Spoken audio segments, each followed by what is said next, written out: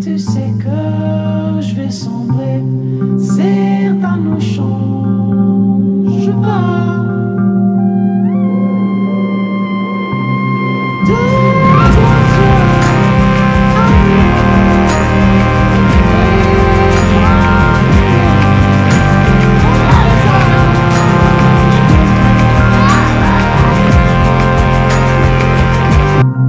certains se sont faiblir. Tu sais que je vais sombrer, certains nous chantent.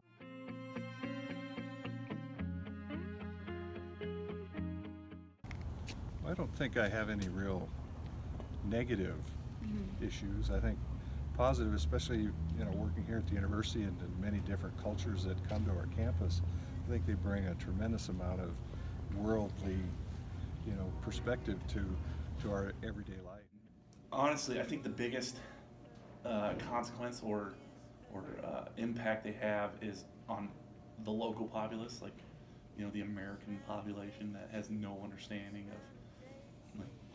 of what these people are coming from and why they're coming here. So I think that if we go back to the founding of our country, we are a nation of immigrants and refugees and Native peoples. So I think the refugees bring a wealth of cultural experience, diversity, and a richness to the places where they settle. Everybody argues that majority of them are terrorists. They have radical beliefs, and I think it's wrong to paint them with a broad brush. So when they come in and you can integrate them properly, they can help in communities, and a lot of times they can help bolster communities. Though when you don't integrate them properly, you can get things like slums and ghettos. So I look back at history, all right? Refugees came to this country and settled it years ago. And without those refugees or those people that came years ago, we wouldn't have the country that we have now. We wouldn't have the diversity that we have now.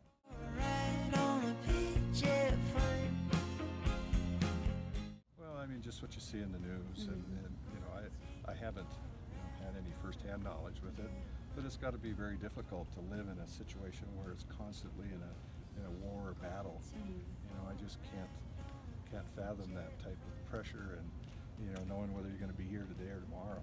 So I mean, I can understand them wanting to remove themselves from that.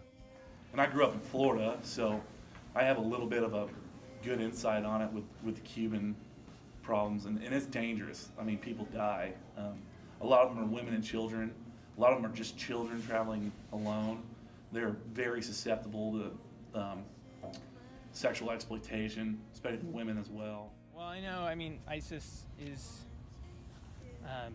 their last stronghold is at Raqqa, Syria, I believe, is one of their, kind of last places they are. And I know about the government there fighting against the rebels and America kind of backing them, but it's just kind of, it's pretty. As far as I am aware, there's the extremist Islamic group, whatever their current name is, and they are pushing people out of Syria. And so those people are fleeing across the Mediterranean to Europe, and if they can, from Europe to further. Only what I've heard on the news, and granted, you take the news with a grain of salt.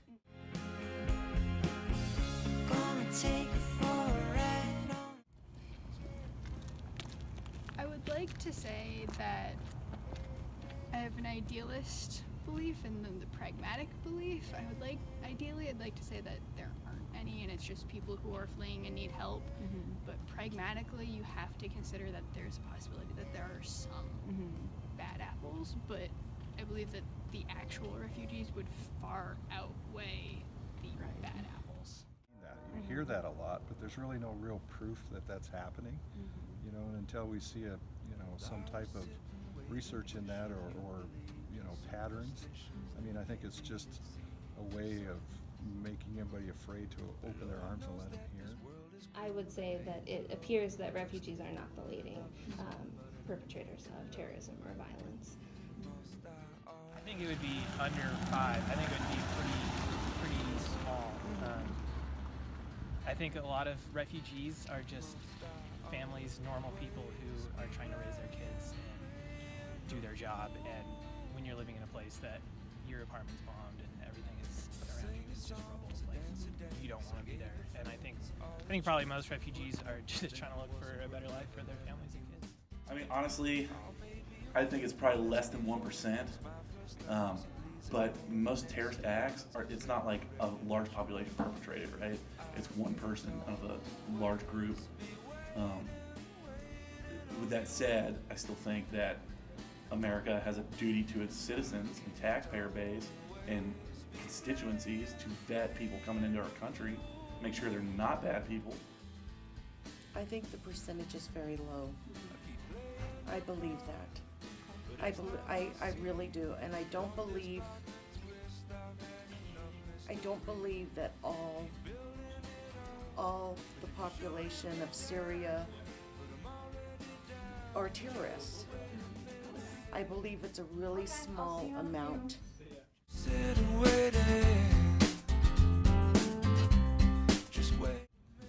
You know, when the West was being developed, there was just whole cities of immigrants and people coming from Europe and Russia and China and all that. And so I just think it's insanely hypocritical for people to be like, this is our country, because for a lot of people, you know, they weren't from here, but it was their country. They made it their country. So I think America should do more about it, and shutting them out isn't going to help, isn't going to solve the problem.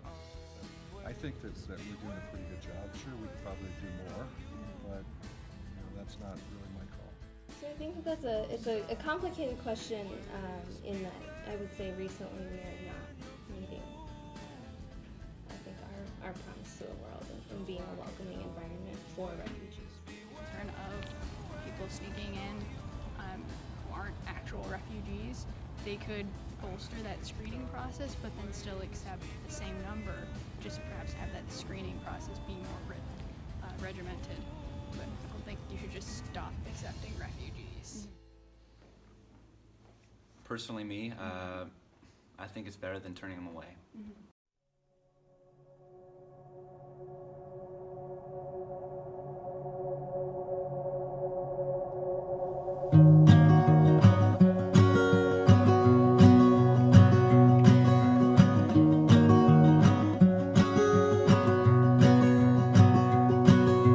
Take me to the docks, there's a ship without a name there, and it's sailing to the middle of the sea. Water there is deeper than anything you've ever seen. Jump right in and swim until you're free. I will remember your face, 'cause I am still in love with that place. When the stars are the only things we share, will you be there?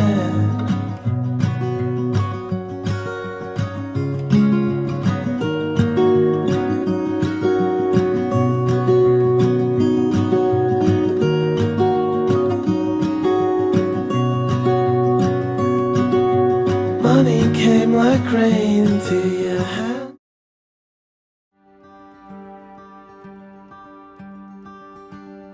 I think we need a paradigm shift in how we look at refugees, that the world often sees them as passive humanitarian victim. If we recognise that people, as human beings, albeit that refugees are in extraordinary situations, have a capacity to contribute. But we need to give them jobs, we need to give them education, we need to allow them to access the full set of rights, not only in national economies, but of the global economy through access to electricity, access to internet connectivity, access to water and transportation and capital to build their businesses, and create enabling environments that will take the strain off host communities, whether it's in Europe or countries like Turkey, Jordan and Lebanon hosting most of the Syrians, and help those people be valued as people. So you were waiting for that cold old promise to appear. people in the churches started singing about their heads. He said, my God.